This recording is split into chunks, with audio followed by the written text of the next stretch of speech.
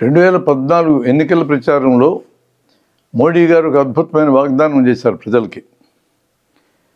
మన దేశంలో ఉన్న పరిశ్రమాధిపతులు, రాజకీయ నాయకులు, పెద్ద పెద్ద షావుకారులు దొంగతనంగా డబ్బంతా పట్టుకెళ్ళి విదేశాల్లో దాచుకుంటున్నారు.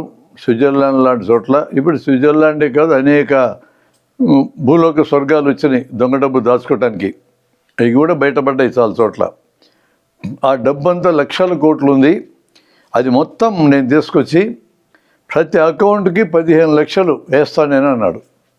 ఆశపడుతుంది కదా ఎవరికైనా. 15 లక్షలు అంటే చిన్న అమౌంట్ కాదుగా.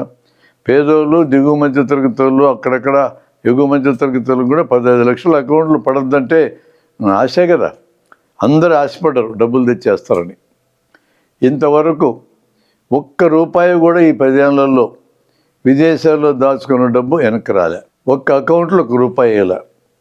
2019 ఎన్నికలన్నా వేస్తాడేమో అని ఆశపడ్డరు, వేయలా. ఇప్పుడు 2024 ఎన్నికలు వచ్చినాయి. పోనీ ఇప్పుడైనా ఎక్కడన్నా మీటింగుల్లో ప్రధాని గారు వాగ్దానం చేసి ఆ 15 లక్షలు ఇస్తాడేమో అని చెప్పి ఇంకా జనం ఎదురు చూస్తూ ఉన్నారు. ఇంతవరకు వేయలా. వేయకపోగా ఈ దేశంలో పెద్ద పెద్ద షావుకారులు బ్యాంకులకు 25 లక్షల కోట్లు ఎగ్గొట్టారు. ఇందులో కొంతమంది ఎగ్గొట్టిన పెద్ద మనుషులు విదేశాలు పారిపోయారు. ఎట్లా పారిపోతారు ఎవరికి తెలియకుండా. బహుశా కొంతమంది విమానాలు ఎక్కించి పంపించుంటారు. 25 లక్షల కోట్లు బ్యాంకుల అకౌంట్లలోంచి మేము తీసేసినాం తప్ప మేము రద్దు చేయలేదని చెప్తున్నారు. బ్యాంకుల అకౌంట్లు మీరు ఎందుకు తీసేయాల్సి వచ్చింది అంటే, ఎప్పుడూ బ్యాంకుల యొక్క బ్యాలెన్స్ షీట్లో నష్టాలే కనపడతా ఉంటే బ్యాంకులు దివాలు తీసినాయి జనం అనుకుంటారని, అలా దివాలు తీసినాయి బ్యాంకులు అనుకుంటే బ్యాంకుల్లో డబ్బుల్ని జనం దాచుకోరని, అలా దాచుకోవాలంటే బ్యాంకులు కలకల్లాడుతున్నట్టు చూపించాలి. బ్యాంకుల్లో దాచుకుంటేనే కదా మన డబ్బులను పట్టుకెళ్ళి ఈ దొంగ పెద్ద మనుషులకి ఇవ్వగలరు. అందుకని బ్యాంకులు కలకల్లాడుతున్నట్టు కనపడాలా, బ్యాంకుల్లో మనం డబ్బులు దాచుకుంటూ ఉండాలా. ఈ డబ్బులంతా మన పర్మిషన్తో నిమిత్తం లేకుండా ఈ దేశంలో ఉన్న డబ్బులు ఉన్న వాళ్ళకి, పరిశ్రమాధిపతులకి, రాజకీయాల్లో బలిసినటువంటి వాళ్ళకి పంచుతూ ఉండాలి. అలా పంచుతూ ఉండాలంటే లెక్కల్లో కనపడకుండా ఉండాలి.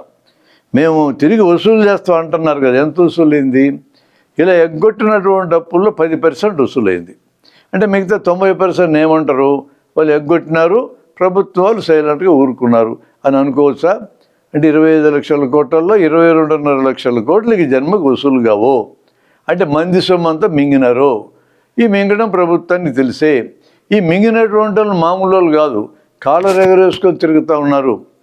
వాళ్ళందరూ అపోజిషన్ పార్టీల్లో ఉన్నప్పుడు enforcement directorate, income tax department, CBI లాంటి వాళ్ళని బెదిరిస్తాయి. వాళ్ళ పార్టీలో అధికారంలో ఉన్న పార్టీలు చేరగానే అన్నీ మాఫీ. ఇదే రకమైన కుట్ర అంటారు. ప్రజల ధనాన్ని లక్షల కోట్లు పంజారంలాగా పంచినటువంటి పెద్ద మనుషులు ఏమంటారు?